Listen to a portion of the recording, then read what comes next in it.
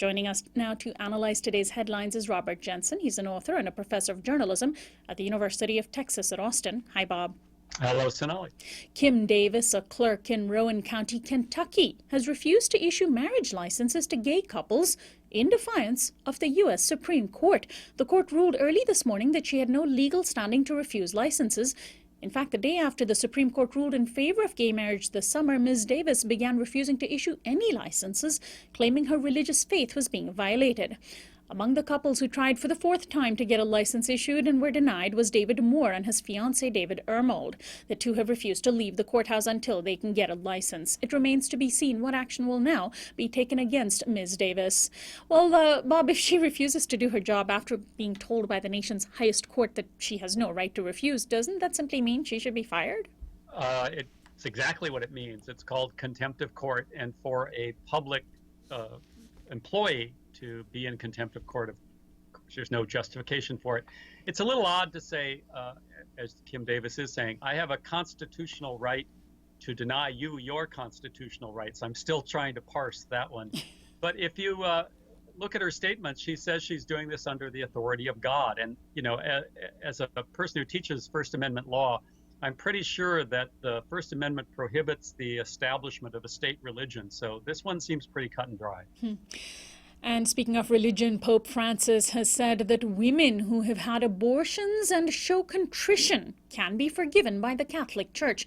The Pope will grant that right to priests starting in December, but it will only be valid for a year, the so-called Holy Year of Mercy. Traditionally, women who have had abortions can be excommunicated from the Catholic Church. However, most Catholics support both abortion and birth control. A global poll conducted last year found that 65% of Catholics worldwide support the right to an abortion, and 78% support contraception. Catholic women are even more likely to get abortions than non-Catholics. In a statement issued today, the Vatican said, quote, "Forgiveness of the sin of abortion does not condone abortion, nor minimize its grave effects. The newness is clearly Pope Francis's pastoral approach. Many bishops have granted priests permission to forgive the sin. The fact that this statement is coming from the Pope and in such a moving pastoral way is more evidence of the great pastoral approach and concern of Pope Francis."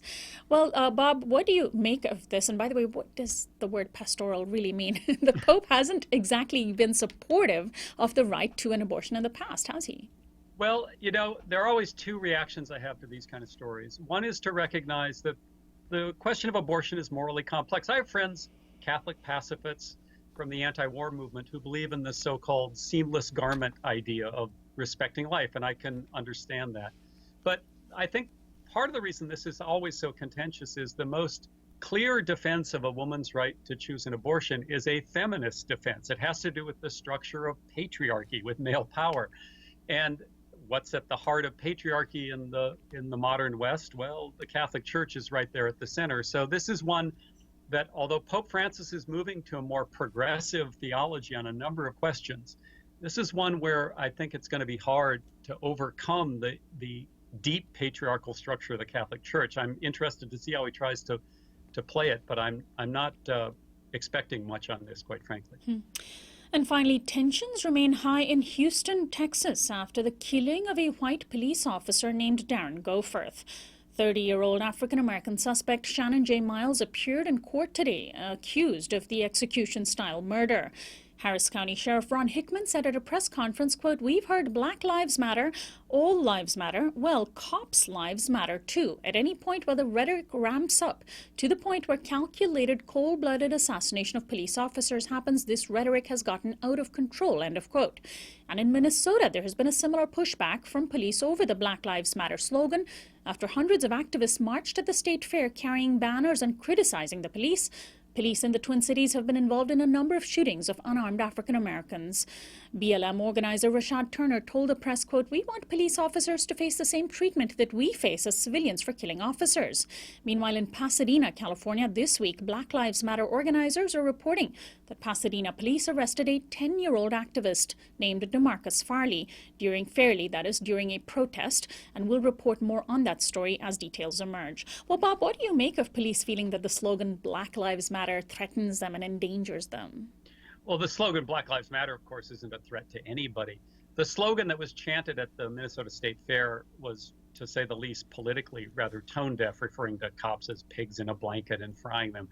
But the threat to cops right now, I think, is really the request that we're all making, that police reflect on the culture of policing and the role of police in enforcing a very unequal distribution of wealth in this country.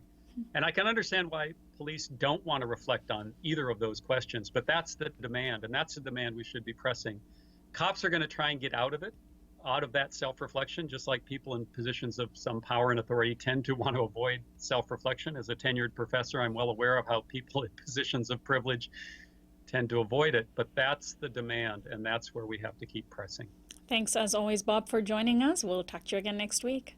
Thanks, Sonali. Robert Jensen is our daily Newsflash guest expert. He's an author and a professor of journalism at the University of Texas at Austin. This is Uprising. We'll be right back after this break.